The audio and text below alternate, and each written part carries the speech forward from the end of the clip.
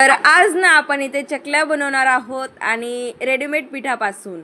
तर चला आता चकल्या बनवून घेऊया। अर्धा किलोचं पॅकेट आहे हे।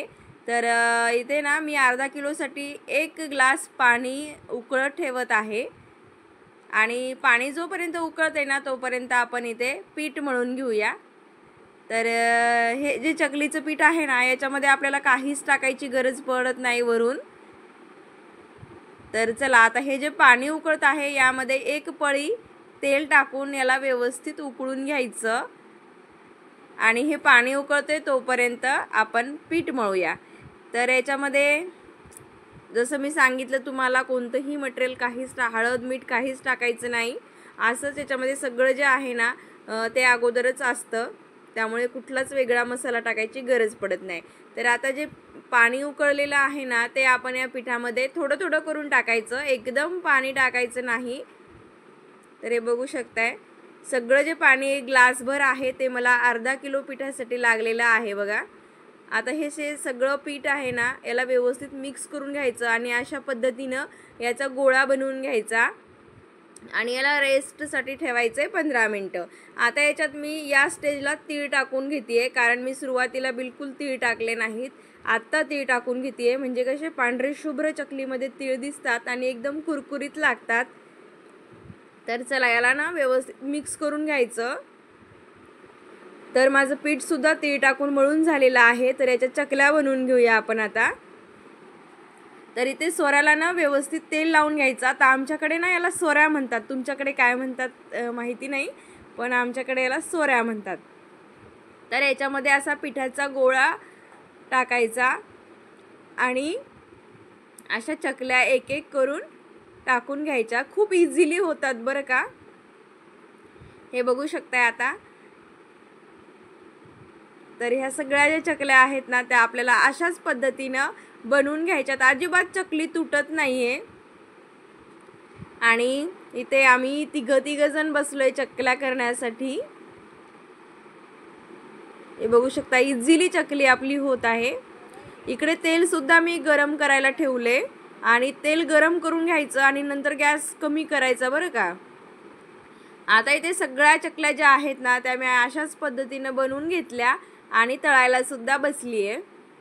तर गॅस मी कमी केलेला आहे आणि आता याच्यामध्ये एक एक करून चकली टाकून घ्यायची आणि याला मस्त कमी गॅसवरच तळून घ्यायचं, एकदम असं खरपूस तळून घ्यायचं याला। आणि हे बघू शकताय तुम्ही मी अगोदर 3 चकल्या टाकलेल्या आहेत आणि याला बघा सगळ्या ज्या ना अशा पद्धतीने आपण आता सगळ्या ज्या चकल्या आहेत त्या आपल्या तळून घेणार आहोत। चकली तेलात गेल्याच्या नंतर सुद्धा आपली अजिबात तुटलेली नाहीये। आणि जे भाजणीचं पीठ असतं ना तर त्याचं मला मेजरमेंट जरा कन्फ्यूज होतं, त्यामुळे मी काय करते रेडीमेडच असं पीठ आणून त्याच्या चकल्या बनवते। तर रेडीमेड पीठ सुद्धा खूप छान आहे, सगळं ज्या काही मटेरियल आहे त्यामध्येच आहे, त्यामुळे त्याला एवढी छान चव आहे ना, एकदम छान लागतात त्याच्या चकल्या। आणि गडबड करायची नाही बिलकुल चकल्या तळताना, एकदम असा त्याला सोनेरी रंग येऊ द्यायचा। हे बघू शकताय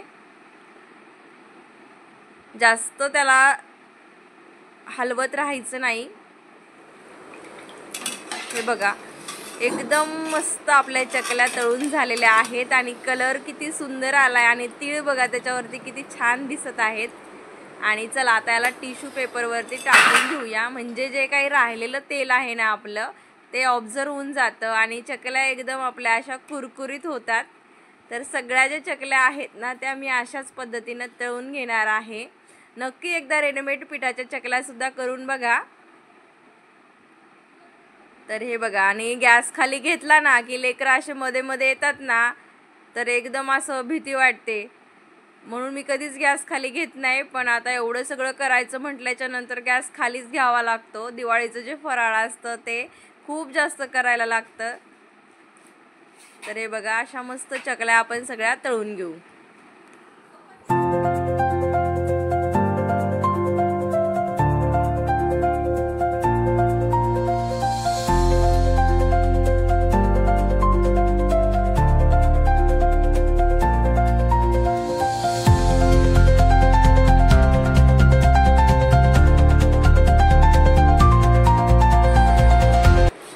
झाल्यात बरे का आपल्या चकल्या आता, हे बघा.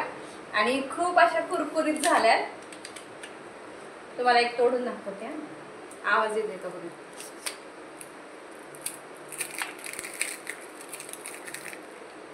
बघू शकता एकदम. तर आपली रेसिपी आवडली असेल तर लाईक, शेअर आणि सबस्क्राईब करा. तर व्हिडिओला इथे सेंड करते.